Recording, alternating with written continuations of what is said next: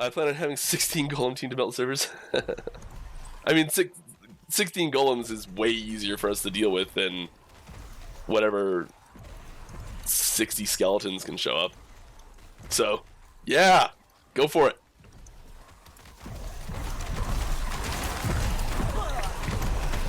It's part of why I like your items so much, Aaron. Cuts down on the number of minions total. Ha ha ha! Played right into our hands. Hello everyone and welcome to Action RPG. I'm your host Aaron, and for today's video we're headed to the world of Last Epoch. Mike, one of the senior developers at 11th Hour Games, held his normal Friday Q&A live stream on Twitch, which means I get to bring you Dev Chat 85. As always, Mike answered lots of great questions from the community and gave us 3 leaks for the stream. Now I want you to go easy on Mike, okay? He's gonna sound very nasally. He has been really sick. And myself, I was also super sick for over a month, so I understand trying to work through it. So everyone be nice to Mike.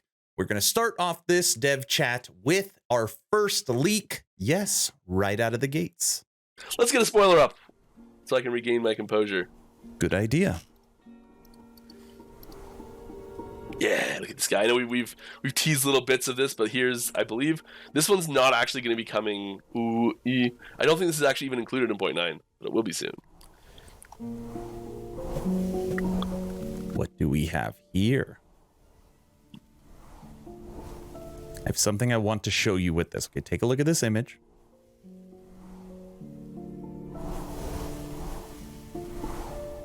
Okay, got it. You've seen it. All right, had to do some digging, okay? I had to do some digging. Check this out.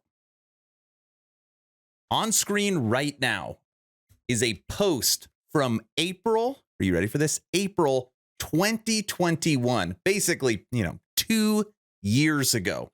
And this image right here is the Soul Cage and Soul Warden design sheet. I'm pretty sure what we are looking at is the updated Soul Cage. Okay, don't quote me on it, but when you look at this image, you could see the lantern hanging off, and you could see kind of the, what is it, the buffalo or the bull head. It's just inverted. Pretty sure Warden and Soul Cage new designs are coming. Now, I get this next question a lot. Is there going to be a wipe? Where's my characters going to go? Is it going to go to online, standard, offline? I'm going to let Mike rant for just a few seconds, but this is going to clear the air is what's going to happen to your current characters and your existing characters moving forward.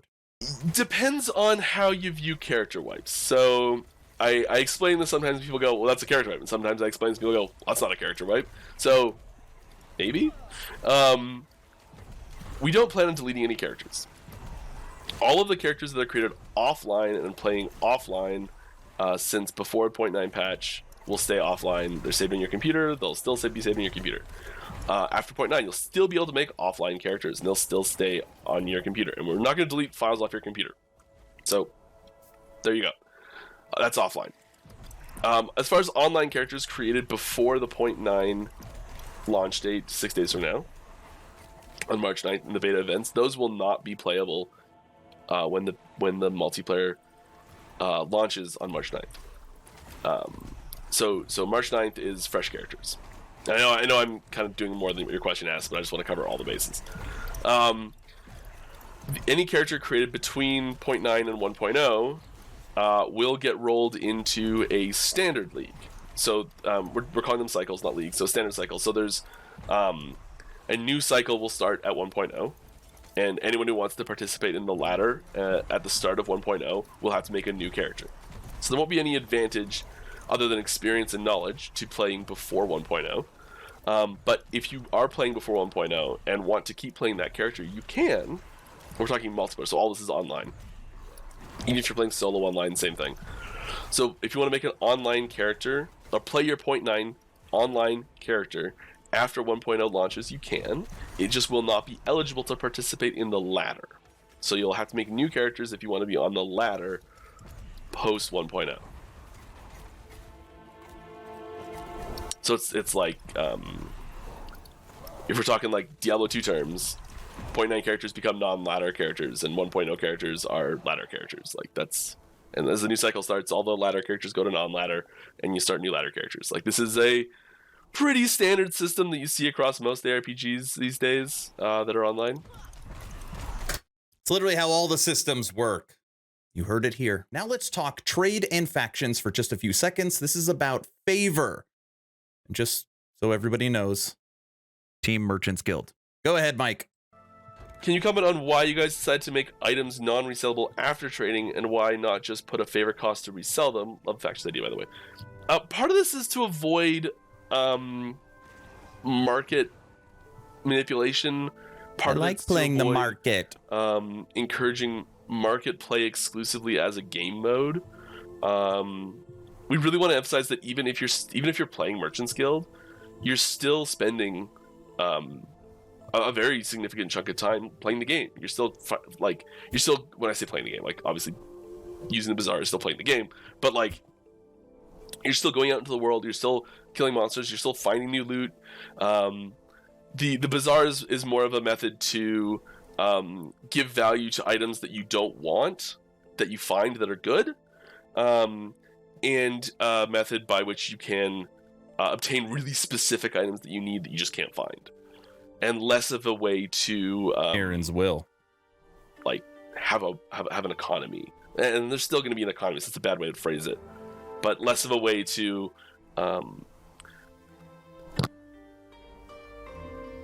It's okay, Mike. Sorry. It's okay. We really don't want to encourage people to just sit in the bazaar and play the economy. And we know that this is a game mode that like a play style that some people do like.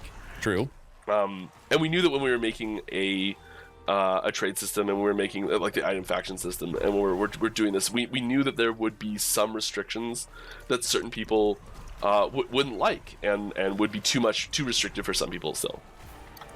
And we're trying to make things as accessible and fun and engaging and enjoyable to as many people as we can. And we know that we can't hit everyone's desires with this. And if that was a playstyle you were really looking for, impossible to make everybody happy. That is obviously true. And I'm just as happy as anybody else with the 2-faction system, so that everybody could play the way they want. I just feel like with trade, maybe just you could trade it once. You know, so the same item can't recirculate through the system over and over again, but maybe one trade after you bought it. Now, Mike needed to take a little break in the middle of the stream, which is totally fine. And he left us with leak number 2. Like 5 minutes. I'll be right back, I promise. I'm sorry. And in the meantime, I'm going to leave you with this new splash art.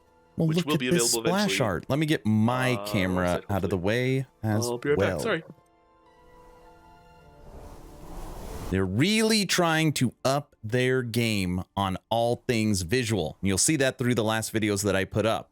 Not only as far as skills, but also environment and level and VFX and skills. And now even in the art department. Looks really, really good. I've already stolen this image. Another question I get a lot, because when I was streaming the events, it happened to me a lot. Connectivity, stability, connection issues. Has some of it been fixed since the online events? Big improvements for that, especially when we first, at the start of the open beta weekend test, the open beta test where anyone had access to, there was several brand new bugs that we were shocked that showed up, and we've got fixes for those. I think a lot of people hit them and kind of bounced off it, which was really unfortunate, but those have been fixed. And there's not perfect 100% stability with 0 disconnects. That would be amazing. But that would be amazing. The first few moments of that event went. They're working on it. Now, I have covered everything EHG and last Epoch for the last couple years. This next question, I like this one. Will there be anything in 0.9 that has not been announced or was testable? Yeah. Oh, yeah. There's skill and item changes that went in today that are... There's a big merging that happened today, actually, that I was pretty hyped on. So, yeah, there's some stuff still. No major systems, though. Just, like, new gear, visuals, stat changes on items, some rebalancing, stuff like that. We just got to read through the 65-page patch notes to find out what lunatic is going to do that. Leak number 3. Mike, go. All right, guys, I've got another little teaser here. Let's put this up while I'm talking. I'm gabbing away. While I was streaming, hello. Someone's like, did you see the final leak that Mike put up? It's Warlock armor. And I'm like, oh, come on. So I literally pulled up this stream during my stream yesterday. And it's not Warlock armor, it's Acolyte armor. But I guess when the Warlock comes out, you can use it. Still pretty cool. As far as power creep goes, I would really like it if items we're making now are still relevant and still functional 5 years from now. I really hope so, and we'll still be working to keep, to balance them and keep them up to date and change them and update them so they are still relevant and things like that. I think that you will see damage being higher 5 years from now. If we're ever in a situation where we're like, should we put a little M beside that number so it's so many millions of damage?